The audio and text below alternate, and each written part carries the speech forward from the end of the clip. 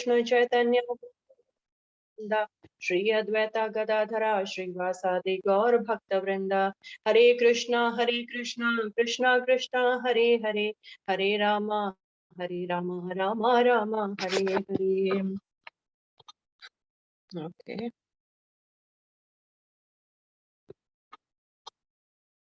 So we completed till verse number 2.15 last time, and today we'll continue from there. So we have seen so far Krishna is refuting Arjuna's argument of compassion for his family and for his relatives. So from verse number 2.11, Krishna started giving him Gyan. That's the Gyan Yoga. Krishna is giving him the knowledge about the difference between matter and spirit. So in verse number 2.11 itself, Krishna starts chastising him, that you are speaking as if you are very learned. Pragyavadam cha bhashaste, but you're lamenting for what is not worthy of lamenting.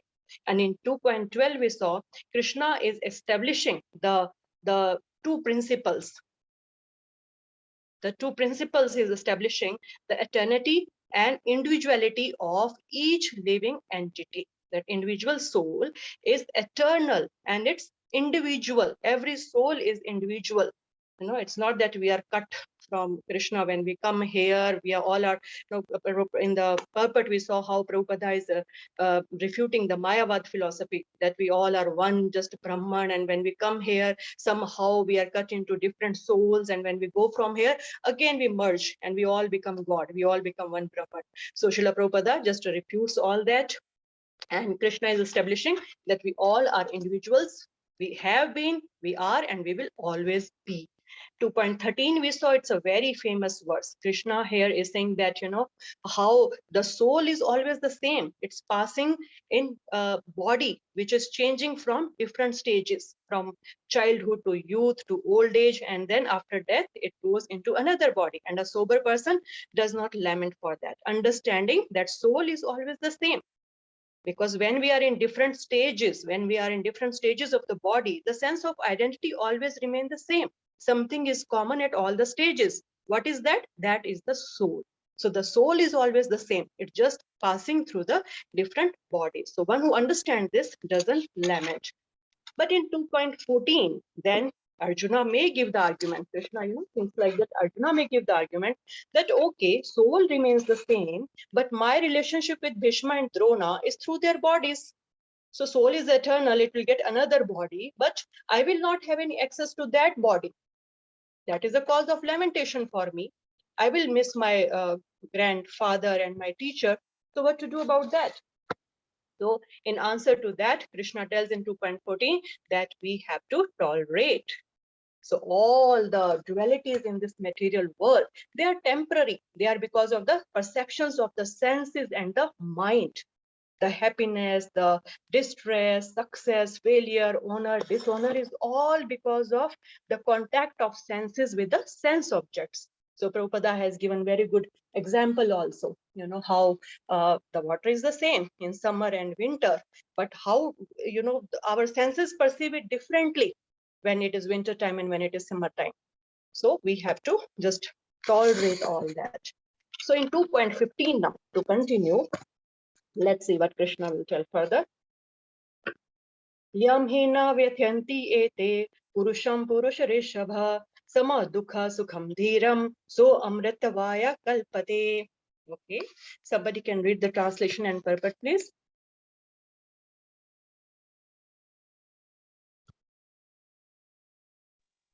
Hare Krishna, Mataji, I will start.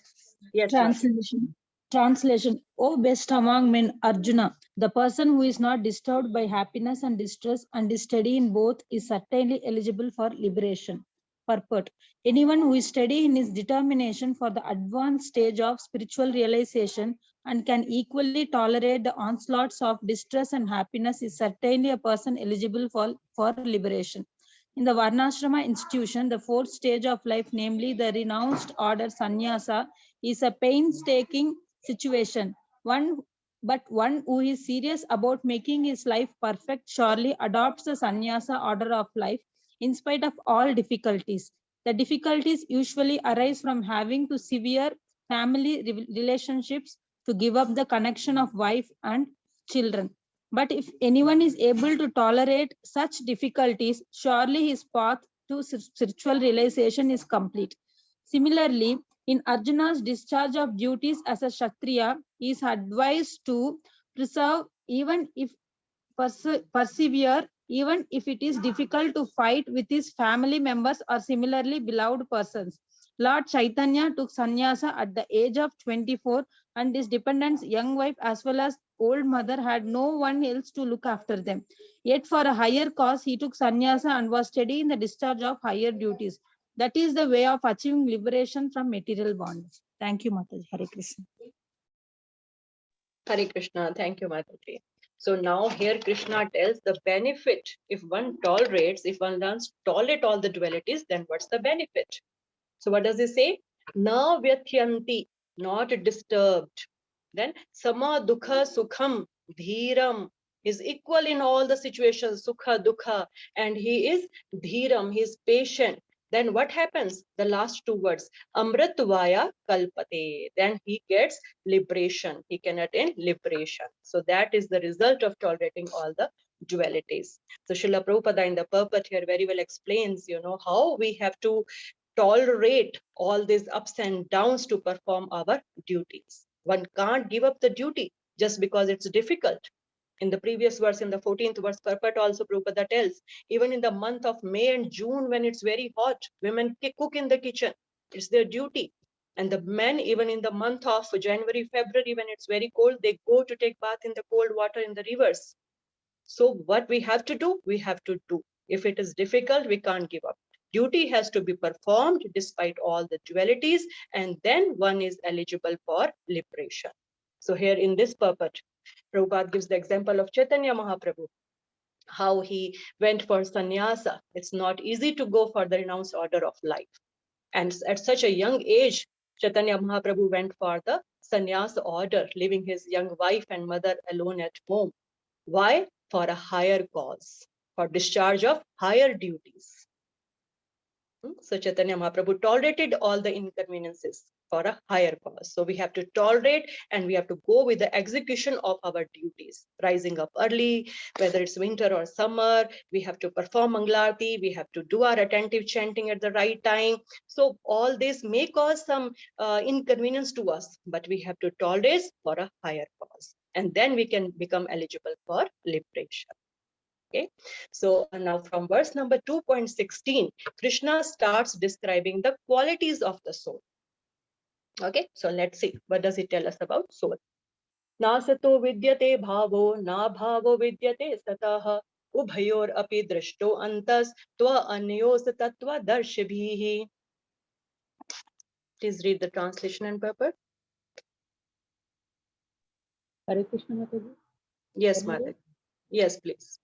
Translation: Those who are seers of the truth have concluded that the non-existent, the material body, that of the non-existent, the material body, there is no endurance, and of the eternal, the soul, there is no change. These they have concluded by studying the nature of the of both, nature of both. There is no purpose. There is no endurance of the changing body. That the body is changing every moment by the actions and reactions of the different cells is admitted by modern medical science, and thus growth and old age are taking place in the body. But the spirit soul exists permanently, remaining the same despite all changes of the body and the mind. That is the difference between matter and spirit. By nature, the body is ever changing and the soul is eternal. This conclusion is established by all classes of seers of the truth, both impersonalists and personalists. These in the Vishwapurana 2.1 to 2.38, it is stated that Vishnu and his abodes all have self-illuminated spiritual existence. Jyotish Jyotim Sivam Shri Vishnur Bhuvanani Vishnu. Bhavani Vishnu. Bhavanani Vishnu. The words existent and non-existent refer only to the spirit and the matter. That is the version of all seers of the truth. This is the beginning of the instruction by the Lord to the living entities who are bewildered by the influence of ignorance. Removal of ignorance involves re-establishment of eternal relationship between the worshipper and the worshipable, in the consequent understanding of the difference between the part and parcel living entities and the Supreme Personality of Godhead.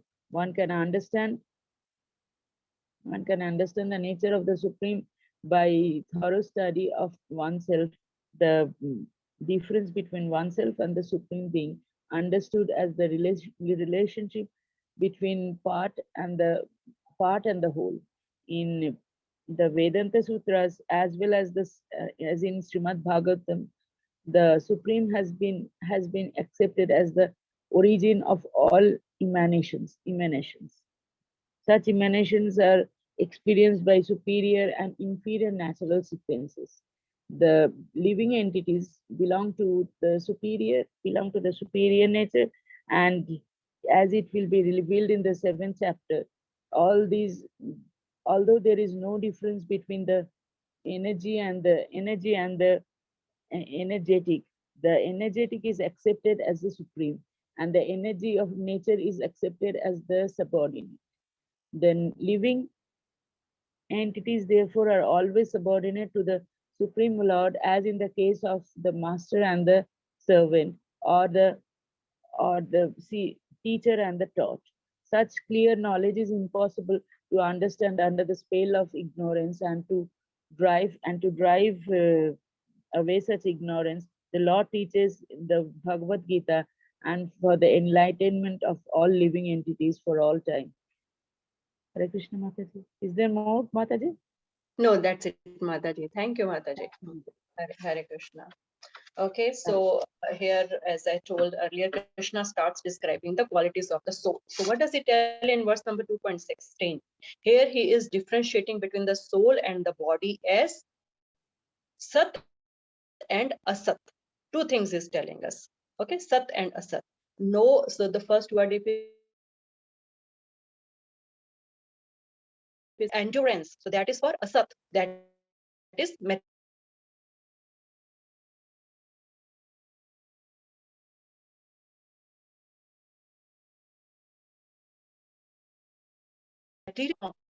The words na bhava vidyate satah. So the material body is asata, no endurance. The soul is sata.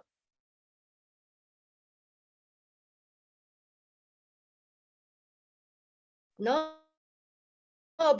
changes for it. Just 1 second, I need to admit some devotees. Okay, so the two things Krishna is telling in verse number 2.16 about the soul and the body. So the nature of the soul is that it's eternal and it doesn't undergo any change. Whereas the body, it's not eternal, it's temporary and it undergoes changes. How many types of changes? 6 types of changes every material body undergoes. What are those 6 stages? The material body, it takes birth, number 1. Number 2, it grows. Number 3, it stays for some time. Number 4, it produces byproducts. Number 5, it dwindles. And number 6, then it dies. So every type of body in this material world, it can be human, animal, bird, tree, all types of vegetables, fruits, everything, they all go through these 6 types of changing. Nothing is permanent. So that is the difference between the soul and the body. Krishna has told here, and in the purport, Prabhupada is telling us that how, Krishna, by speaking this Bhagavad Gita, is enlightening all the living entities for all times to come. About what? About the worshipable and the worshipper, servant and the master, part and the whole, and what else? Energetic and energy, supreme and the subordinate. So all this knowledge we understand from Krishna through Bhagavad Gita. So as we move on, we will get more knowledge about it. Okay, so let's move on to verse number 17. Another quality of soul. Avinashi tu tadvidhi yena sarvam idam tatam vinasham avyyasyasya na kaschit kartum arhati. Someone please read the translation and purport.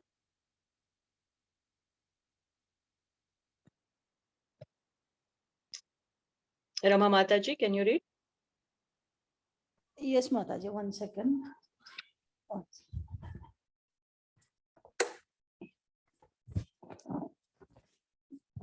Hare Krishna. That which pervades the entire body, you should know to be indestructible. No one is able to destroy that imperishable soul. Purport.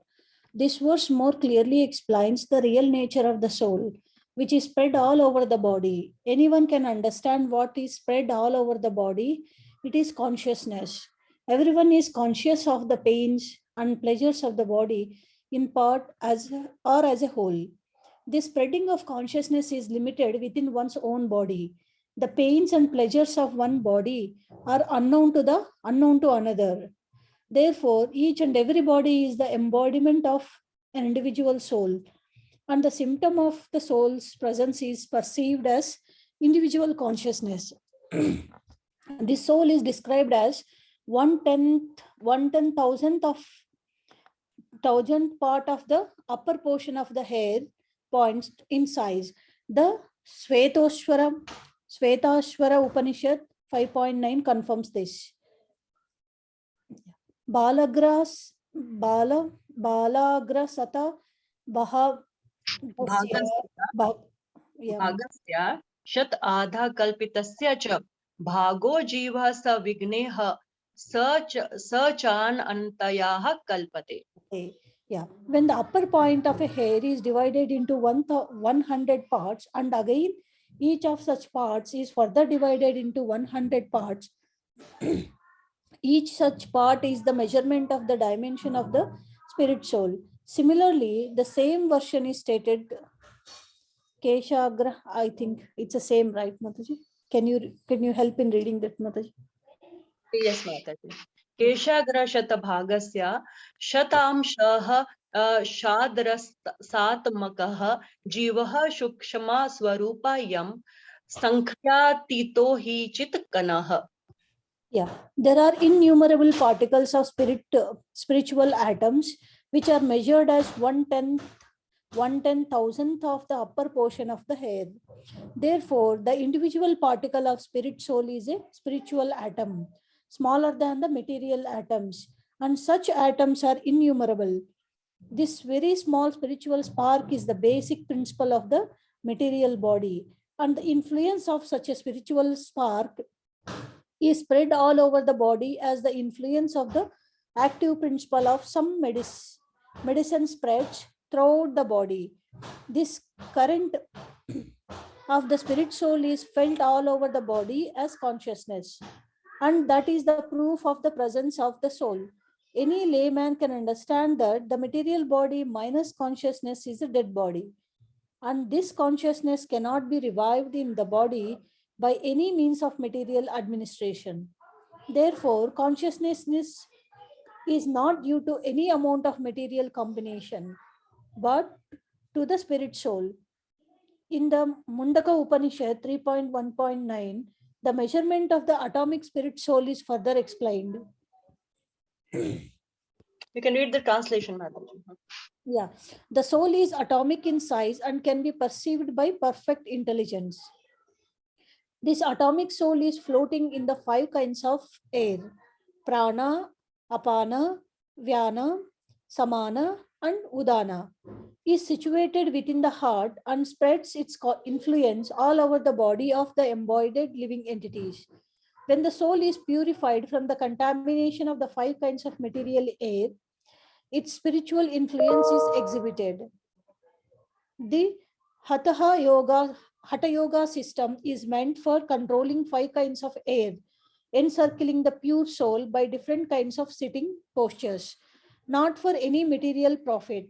but for liberation of the minute soul from the entanglement of the material atmosphere. So the constitution of the atomic soul is admitted in all Vedic literatures, and it is also actually felt in the practical experience of any sane man. Only the insane man can think of this atomic soul as all pervading Vishnu Tattva. Mataji, can you little bit come down? Yeah, the influence of the atomic soul can be spread all over a particular body. According to the Mundaka Upanishad, this atomic soul is situated in the heart of every living entity. And because the measurement of the atomic soul is beyond the power of appreciation of the material scientist, some of them assert foolishly that there is no soul. The individual atomic soul is definitely there in the heart, along with the super soul, and thus all the energies of the bodily movement are emanating from this part of the body. The corpuscles which carry the oxygen from the lungs gather energy from the soul. When the soul passes away from this position, the activity of the blood generating fusion ceases. Medical science accepts the importance of the red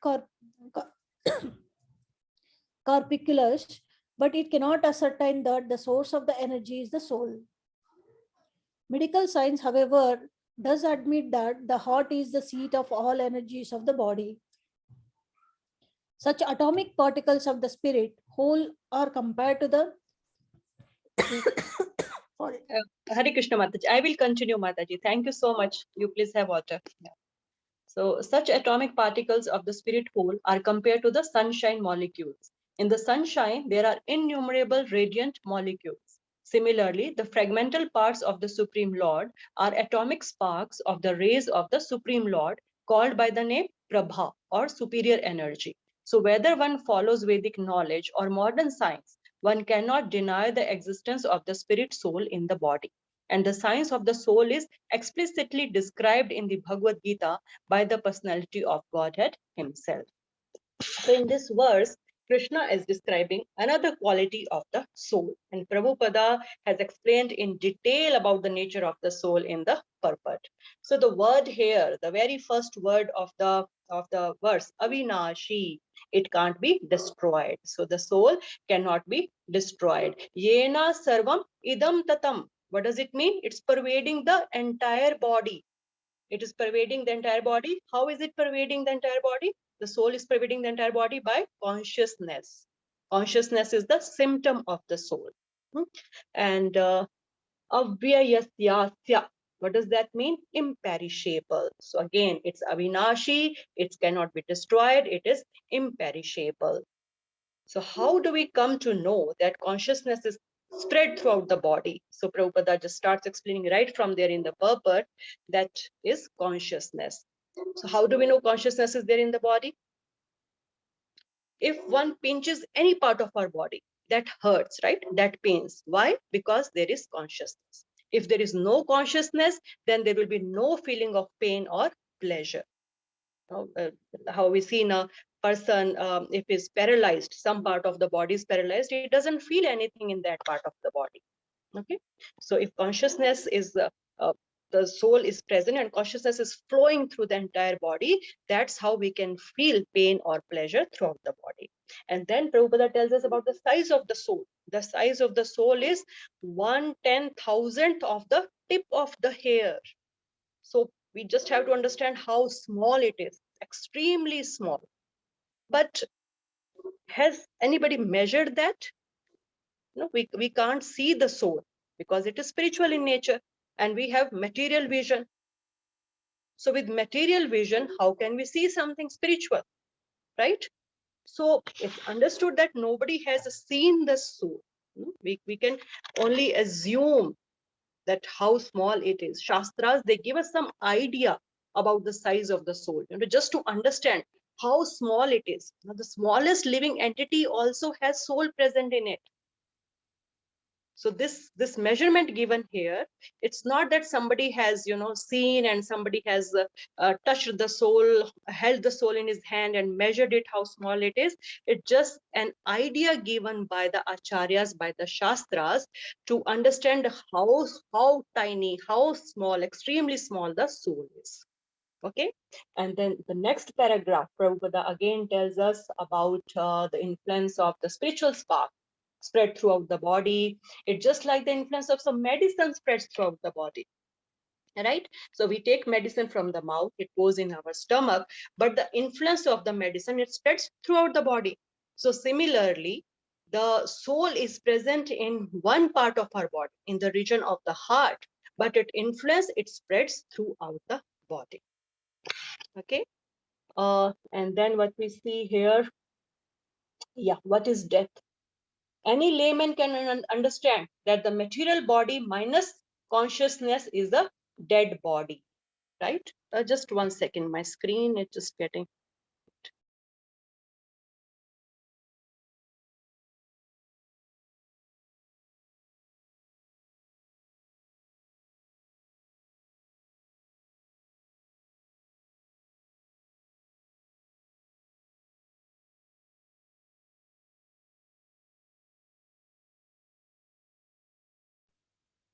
Okay, so any layman can understand what is dead body.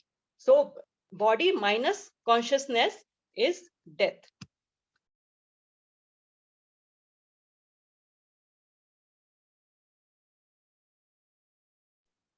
Okay, and then moving on,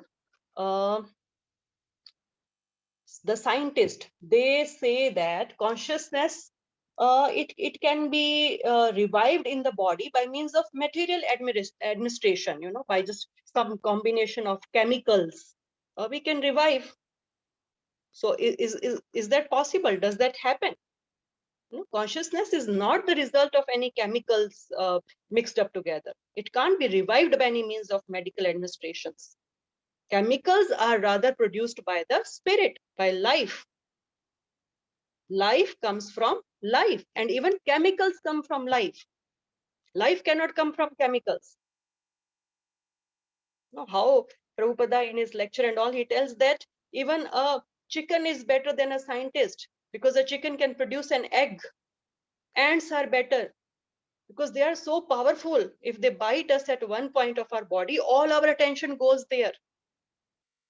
A chicken can produce egg and a life can come out of that, and an ant can draw all our attention to one part of the body, but scientists can't do that. Scientists can't produce a life. They can only play around with chemicals which they are provided by the Supreme Lord. No, Prabhupada's disciple Bhakti Sarup Damodar Maharaj, he was PhD in chemistry.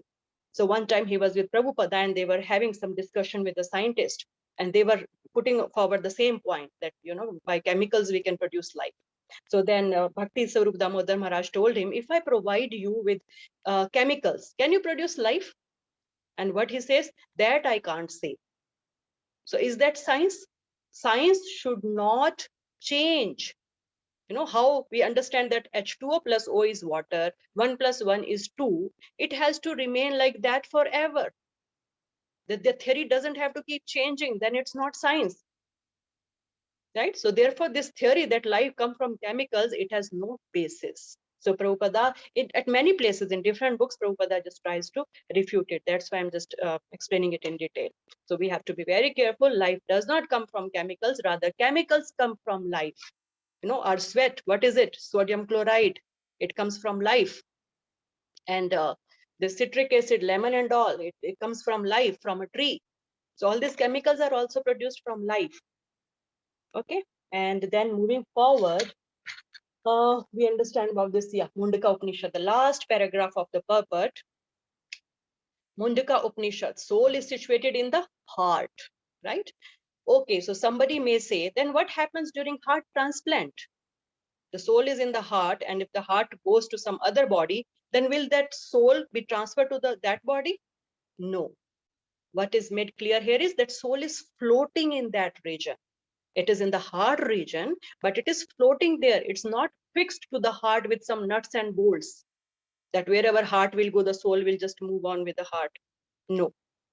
Okay. And again, in the same paragraph of that tells how medical science also accepts that blood circulation, oxygen, everything, they begin from heart.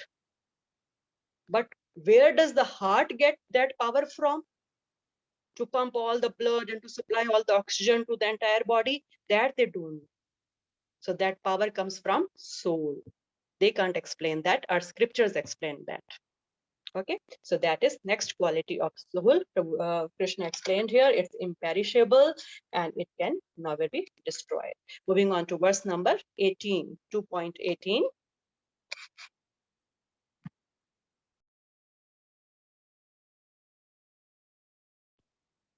Okay. Antavant ime deha nityasyoktah shariranaha anashino aprameshasya tasmadyudasya bharata.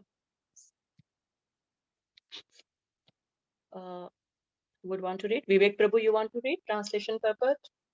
Prabhuji, Mataji, Hare Krishna. Can Yes, I read? Rohit. Yes, please go ahead, Mataji.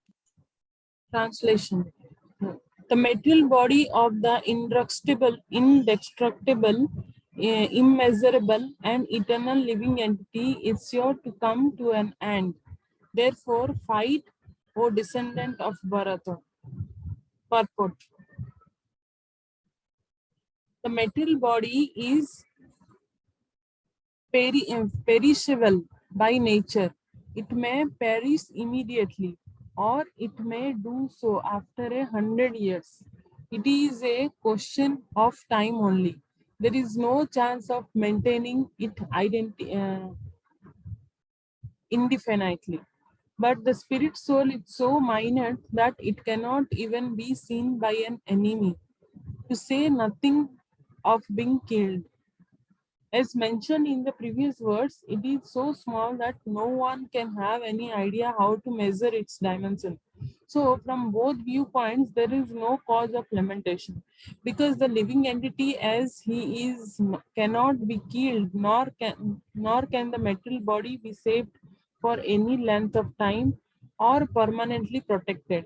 The minor particle of the soul acquires this material body according to his work, and therefore observance of religious principles should be utilized. In the Vedanta Sutras, the living entity is qualified as light because he is part and parcel of the supreme light. As sunlight maintains the entire universe, so the light of the soul maintains this material body. As soon as the spirit soul as soon as the spirit soul is out of this material body, the body begins to decompose. Therefore it is the spirit soul which maintains this body. The body itself is unimportant. Arjuna was advised to fight and not sacrifice the cause of religion for material bodily considerations. Hare Krishna Mataji. Thank you. Hare Krishna Mataji, thank you. So here Krishna is again telling about body now. No, he told about the soul, it's imperishable. Now what about the body? Body is antavanta, it's perishable. And then Dehi is the soul. Deha is the body. Antavanta ime Deha. Deha is the body and Dehi is one who resides in the body, and that is the soul. So, but the soul is nityas yuktaha, anashino, apramesasya. So, what does it mean? If you see word to word meaning, it is anashinaha, never to be destroyed, aprameyasya, immeasurable, right? And uh, yeah, nityasya, that is eternal. So these are the qualities of the soul, but the body is antavanta. Body cannot be protected, O Arjuna. And the soul, the living entity, that can never be killed because it's eternal. So from both viewpoints, there's no need for lamentation, right? If you don't kill the body, it will die on its own because that's the nature of the body. It's going to die. So why don't you just perform your duty? If you kill the body, it's okay. Body anyways has to die. So this is the fundamental concept we need to understand, that body is actually dead only. Because of soul, it grows. It has some life, it can move, it can do something. Not understanding this concept, we tend to spend so much time for body. Once that's what is happening in Kali Yuga now. One's entire existence is for the body only, which is ultimately going to become ash or earth or stool. Some people burn the body, some people bury the body, or some people just throw it. Parsis, they throw the bodies for vultures and all to eat it, and then it will become stool. So much unnecessary pampering of this body. Cosmic industry is just growing like anything. Gyms and all are just growing like anything. But nobody can prevent old age. Nobody can prevent death. Yamaraj will not see how beautiful the body is looking, how smart and strong the body is looking. Right? So Prabhupada explains all this very well in his lecture, and here in the purport also, Prabhupada is telling us about this example he gives us of the sunlight. Because he's part and parcel of the supreme light. As sunlight maintains the entire universe, so the light of the soul maintains this material body. So only because of the soul this body is maintained. So who deserves more attention? Is it soul or the body? We have the famous examples of the bird in the cage, where the bird is ignored totally, and the cage is every day cleaned up and polished, and it's shining and it's beautifully decorated. But the bird is starving and it dies. Another example Prabhupada uses at many places of the driver and the car. If the driver is ignored and only car is well maintained and taken very good care of, how can we be happy then? So the point to understand is that soul needs more attention than the body. Human body is very precious. We have to maintain good health, but for what purpose? That we have to understand. We need to understand the fundamentals. Okay, so that's what Krishna tells again in this verse now, 2.18. So moving on to verse number 2.19. Ya enam veti hantaram yaschenam manyate hatam ubhau tau na vijanito nayam hanti na hanyate. Someone please read the translation and purport. Yes, Mataji, I'm reading. Yes, Mother, please. The material body of the indestructible, immeasurable, and eternal living entity is sure to come to an end. Therefore, fight or Mataji, descend. Mataji, verse Oh, number 19, 19. 19. Yes, yeah. Sorry, Mata. Sorry. Translation: neither who thinks the living entity the slayer, or nor who thinks it is slain, is in knowledge. For the slays not, the self slays nor is slain. Purport: when an embodied living entity is hurt by fatal weapons, it is to be known that the living entity within the body is not killed. The spirit soul is so small that it is impossible to kill him by any material weapon, as will be evident from subsequent verses. Nor is the living entity killable because of the spiritual constitution. What is killed or is supposed to be killed is the body only. This, however, does not at all encourage killing of the body. The Vedic injunction is ma hinsayat samabhutani, never commit violence, samabhutani, commit violence to anyone, nor does understanding the living entity is not nor does understanding that the living entity is not killed encourage animal slaughter. Killing the body anyone would without a body of anyone without authority is abominable and punishable by the law of the state as well as by the law of the Lord.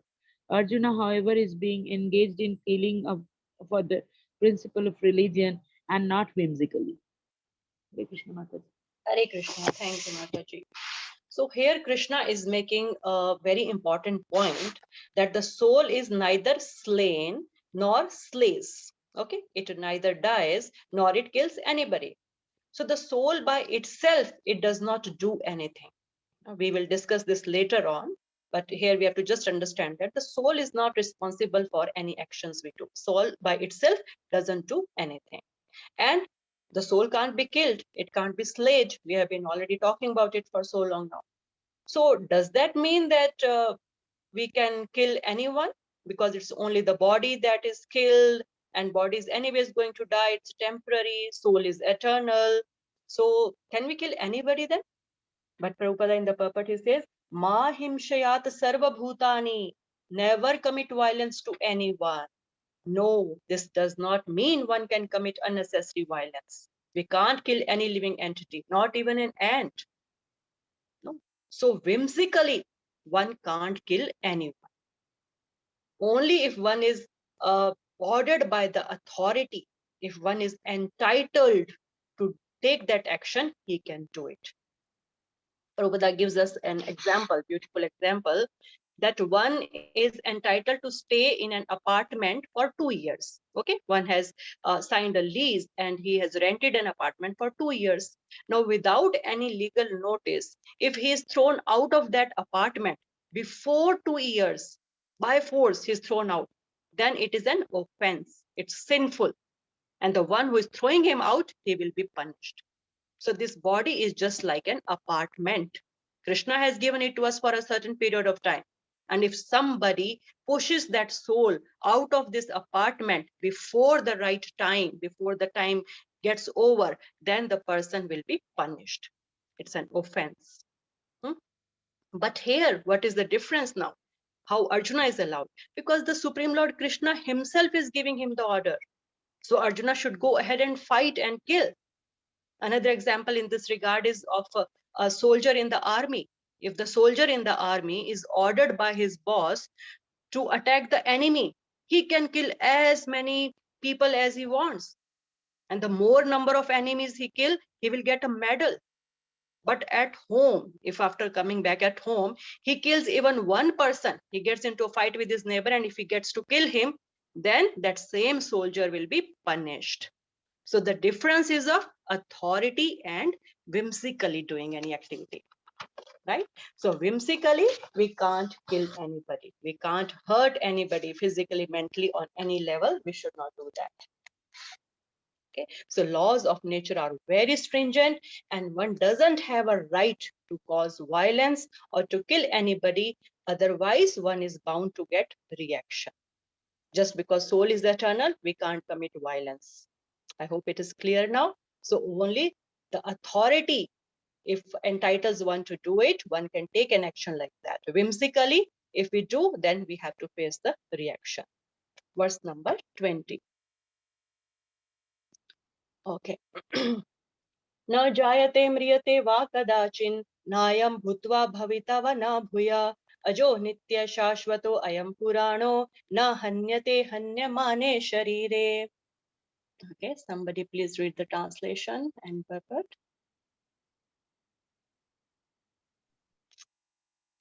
Hare Krishna Mataji, may I? Yes, Mataji, go ahead. For the soul, there is neither birth nor death at any time. He has not come into being, does not come into being, and will not come into being. He is unborn, eternal, ever existing, and primeval. He is not slain when the body is slain. Purport. Qualitatively, the small atomic fragmental part of the Supreme Spirit is one with the Supreme. He undergoes no changes like the body. Sometimes the soul is called steady or kutastata. The body is subject to 6 kinds of transformation.